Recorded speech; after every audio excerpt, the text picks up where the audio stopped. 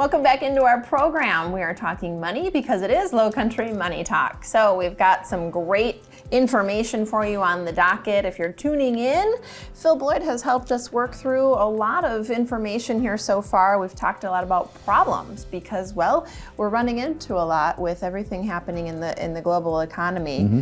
You talked to me before the break a little bit about solutions, though. Yes. So one of the things I mentioned right before we headed out was, coming in or calling Rachel and getting a risk analysis and really taking a hard look at your portfolio. Mm-hmm.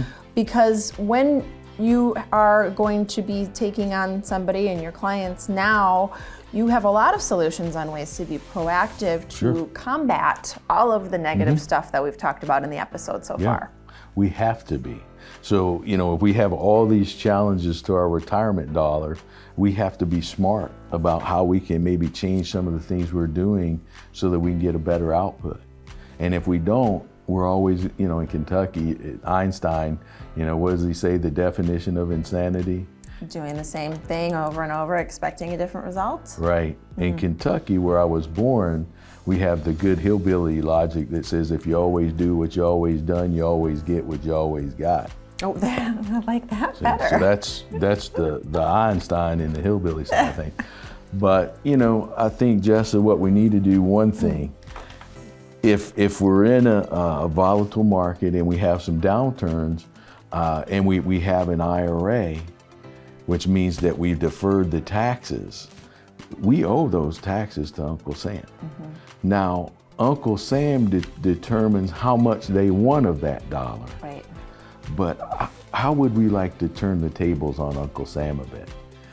I think we would like that. In fact, how would we do that? They've left us some back doors there so that they have a thing called a Roth conversion. Uh-huh. Doesn't matter how much money you have or anything else, whether you're retired or not, we can still do this. It's not a contributory IRA, it's a conversion. So if I have a stock that's down in value and I'm expecting it to, a year from now, be much higher, right? Why wouldn't I go ahead and lock in my taxes while I know what they are with Uncle Sam? And I say, okay, I'm gonna convert this stock, I'm not selling it, but I'm gonna change the way it's taxed by paying the taxes on it now. Mm-hmm. And I know that rate. Right, versus the future unknown rate. The unknown rate, which many people think, since we're on 30 trillion in debt, right? And going up, that those taxes will go up. And then Uncle Sam will want a bigger cut of that dollar. So I'm gonna say, I'm gonna be proactive, and I'm gonna say, okay, I'm moving so many shares or whatever it is, you may check with your tax person or whatever, because you'll have to pay taxes on that when you convert it.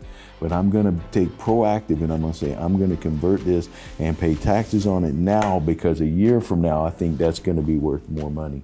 But I wanna lock my taxes in at a lower rate. Right. So I'm proactive with that. And really this goes back to, some of our previous episodes and discussions about really having a strategy, not just a collection of assets. Yeah. And this is one of those, very smart strategies to save your future self some potentially big dollars. Taking control. We worry about our finances like I'm out of control, there's nothing I can do. The market does this, I have nothing to do with that. Take control, okay? I can control what I'm gonna convert from a deferred asset. I can say, I'm gonna pay taxes on that now, and then when I move it over, the growth from that point forward is not gonna be a taxable item.